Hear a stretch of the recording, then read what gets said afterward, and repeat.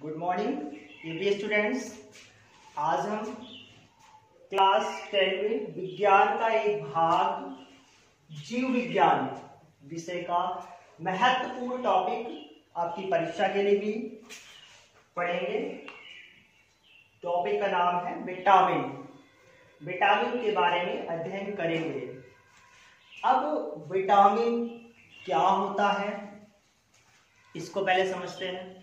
हम संतुलित आहार लेते हैं भोजन के माध्यम से। तो संतुलित आहार एक ऐसा आहार है जिसमें कार्बोहाइड्रेट, प्रोटीन, विटामिन, खनिज लवण की उचित मात्रा होती है या संतुलित मात्रा होती है।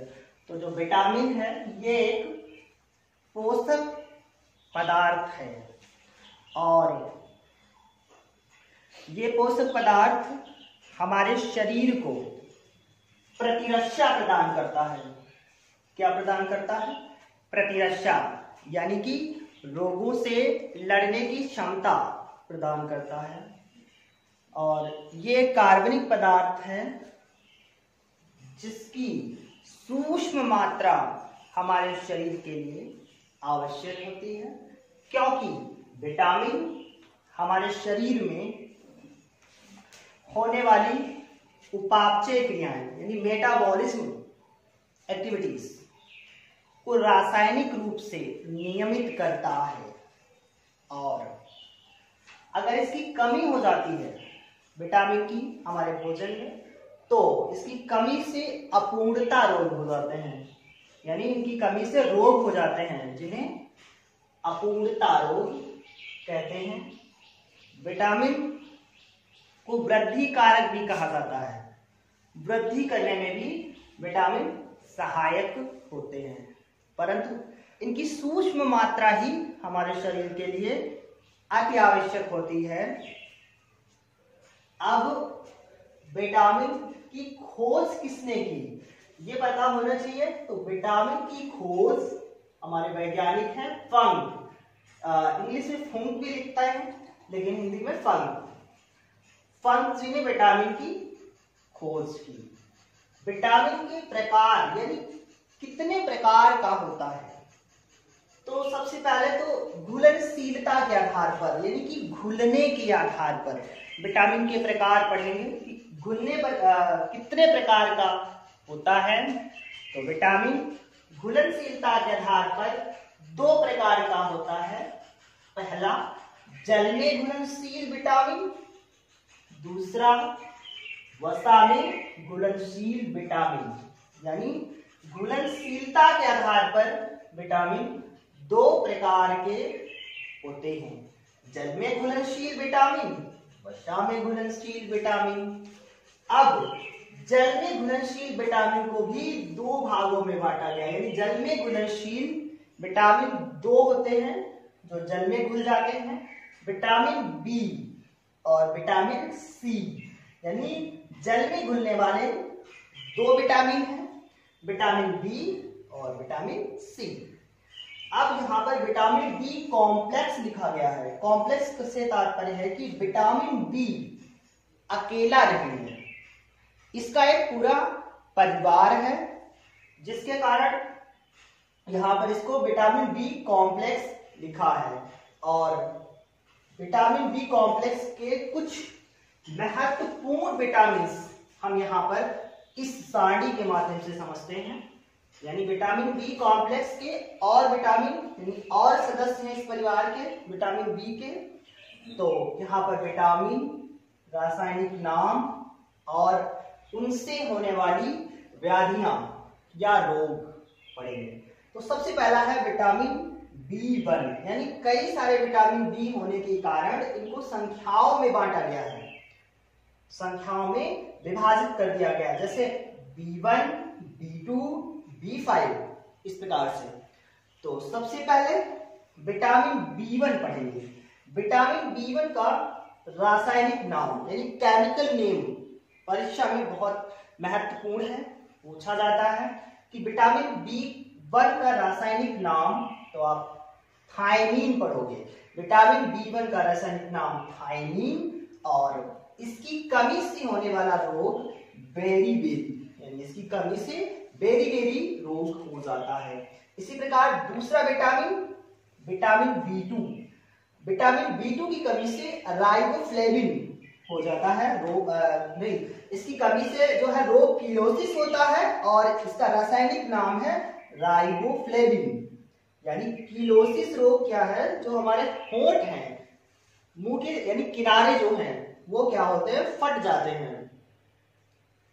विटामिन B5, इसका रासायनिक नाम निकोटिनिक अम्ल, और इसकी कमी से पैलाग्रा डिजीज हो जाती है, पैलाग्रा रोग हो जाता है। पैलाग्रा रोग क्या होता है, इसमें जीभ और त्वचा पर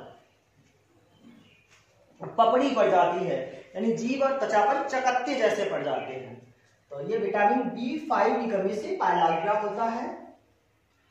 अगला विटामिन B6, विटामिन B6 का रासायनिक नाम पायरिडॉक्सिन, विटामिन B6 का रासायनिक नाम पायरिडॉक्सिन होता है, और इसकी कमी से एनीमिया, एनीमिया यानी इसे अरक्तता भी कहते हैं, एनीमिया रोग हो जाता है, यानी खून की कमी।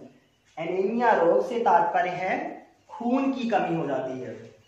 अगला विटामिन जो बहुत महत्वपूर्ण है परीक्षा की दृष्टि से भी, विटामिन B12 या B12, जिसका रासायनिक नाम साइनोकोबालेमिन, साइनोकोबालेमिन होता है, और इसकी भी कमी से एनीमिया रोग हो जाता है, यानी अरक्तता, वही जिसे हम खून की कमी कहते हैं। तो इस प्रकार से विटामिन B का पूरा परिवार यानी कॉम्प्लेक्स खत्म होता है। अब विटामिन C, यानी विटामिन B और C जल में घुलने वाले दो विटामिन थे, इसमें हम विटामिन C के बारे में पढ़ेंगे। ये भी परीक्षा की दृष्टि से बहुत महत्वपूर्ण है। विटामिन C का रासायनिक नाम एस्कॉर्बिक अम्ल या एस्कॉर्बिक एसिड भी लिखते हैं, और इसकी कमी से स्कर्वी रोग हो जाता है। स्कर्वी रोग से क्या तात्पर्य है कि ये स्कर्वी रोग जो है दांतों से संबंधित रोग होता है। इसमें जो हमारे मसूड़े हैं वो सूज जाते हैं, और उसमें अतिरिक्त दर्द भी होता है। और विटामिन C का सबसे अच्छा स्रोत, यानी ये मिलते कहां से हैं, इनकी रिसोर्सेस क्या हैं, आप इनकी पूर्ति कैसे करोगे, तो हमारे भोजन में जितने भी खट्टे फल हैं, जैसे नींबू, आंवला, संतरा, चकोतरा, नारंगी, इस प्रकार के खट्टे फलों से ही विटामिन C की प्राप्ति होती है। तो विटामिन C का रासायनिक नाम एस्कॉर्बिक अम्ल, इसकी कमी से स्कर्वी, जिसे दांतों के रोग यानी स्कर्वी रोग मसूड़ों से संबंधित है, इसमें मसूड़े सूज जाते हैं, दर्द भी होता है, और इसका स्रोत सबसे अच्छा खट्टे फल जो है, जैसे नींबू, संतरा। इस प्रकार विटामिन B और C समाप्त हुआ, जो कि जल में घुलनशील विटामिन था। अब हम विटामिन के दूसरे प्रकार, जो फैट यानी वसा में घुलनशील विटामिन है, वसा में जो घुलते हैं, उनके बारे में पढ़ेंगे। वसा में घुलनशील विटामिन 4 हैं, vitamin A, vitamin D, vitamin E, और चौथा है विटामिन K, जिसमें से विटामिन A का रासायनिक नाम रेटिनॉल होता है, और इसकी कमी से व्याधि यानी रोग रतौंधी हो जाता है। रतौंधी आंखों से संबंधित रोग है, इसमें जो हमारी नेत्र की शलाकाएं होती हैं उनमें प्रभाव पड़ता है, यानी वो प्रभावित हो जाती हैं। विटामिन A की कमी से रतौंधी रोग हो जाता है, यानी रात्रि का अंधापन, यानी दिन में तो दिखता है लेकिन रात्रि में नजदीक का, पास का स्पष्ट दिखाई नहीं देता है, रतौंधी रोग हो जाता है। इसी प्रकार वसा में घुलनशील दूसरा vitamin, vitamin D, vitamin D की कमी से कैल्सीफेरॉल, विटामिन D की कमी से कैल्सीफेरॉल रोग, नहीं सॉरी, विटामिन D का रासायनिक नाम कैल्सीफेरॉल, और विटामिन D की कमी से रोग बच्चों में रिकेट्स, और वयस्कों में यानी बूढ़ों में या बड़े लोगों में ऑस्टियोमैलेसिया हो जाता है। विटामिन डी का रासायनिक नाम कैल्सीफेरॉल। और विटामिन डी की कमी से बच्चों में रिकेट्स को सूखा रोग भी कहते हैं, यानी सूखा रोग हो जाता है विटामिन डी की कमी से। सूखा रोग में बच्चों की हड्डियां टेढ़ी मेढ़ी हो जाती हैं, कमजोर हो जाती हैं, और वही रोग वयस्कों में जब होता है तो उसे ऑस्टियोमलेशिया कहते हैं। इसी प्रकार तीसरा अवस्था में घुलनशील विटामिन ई। विटामिन ई का रासायनिक नाम टोकोफेरॉल। और विटामिन ई की कमी से अपूर्णता रोग यानी नपुंसकता हो जाता है। नपुंसकता यानी बांझपन, अपनी जैसी संतति उत्पन्न नहीं कर पाना या जनन में अक्षम हो जाना।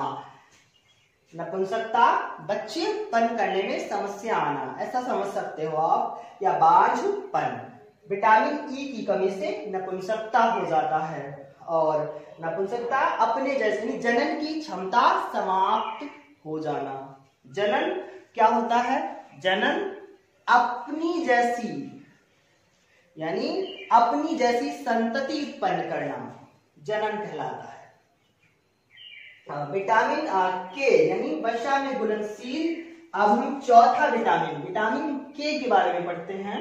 विटामिन के का रासायनिक नाम नेफ्थोक्विनोन होता है, और विटामिन के की कमी से हीमोरेज यानी रुधिर स्राव।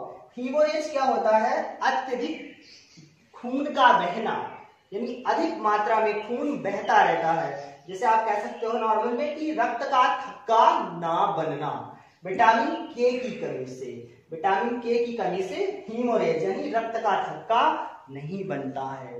तो इस प्रकार वसा में घुलनशील विटामिन ए डी ई के यानी 4 विटामिन समाप्त हुए। अब विटामिन से संबंधित कुछ महत्वपूर्ण तथ्य कि विटामिन B12 में कोबाल्ट पाया जाता है, यानी विटामिन B12 जो विटामिन बी कॉम्प्लेक्स का ही एक विटामिन है, यानी विटामिन B12, और इसका रासायनिक नाम था साइनोकोबालामीन। आप यहां से ही समझ सकते हो इसके रासायनिक नाम से ही कि जो साइनोकोबालामीन यानी कोबाल्ट, इसमें क्या पाया जाता है? कोबाल्ट। विटामिन B12 में कोबाल्ट पाया जाता है, और इसकी कमी से एनीमिया अरक्तता रोग हो जाता है। इसके साथ विटामिन बी का संश्लेषण सूर्य के प्रकाश में त्वचा के कोलेस्ट्रॉल द्वारा यानी कोलेस्ट्रॉल द्वारा होता है। तो जो विटामिन डी है इसे सूर्य का विटामिन भी कहा जाता है, क्योंकि हमारे शरीर में या मानव शरीर में केवल 2 ही विटामिन डी और विटामिन के, केवल 2 ही विटामिन का संश्लेषण होता है। बाकी सभी विटामिन को हमें भोजन से प्राप्त करना होता है।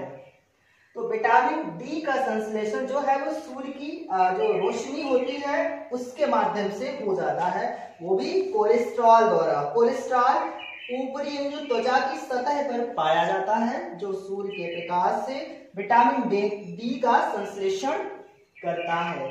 इसी प्रकार विटामिन के जो है जीवाणुओं द्वारा यानी बैक्टीरिया द्वारा कोलन एक बड़ी आंत का ही भाग है, कोलन में क्या करता है? संश्लेषित होता है, यानी विटामिन के का जो संश्लेषण है वो हमारे जीवाणुओं द्वारा हमारी बड़ी आंत यानी कोलन में हो जाता है।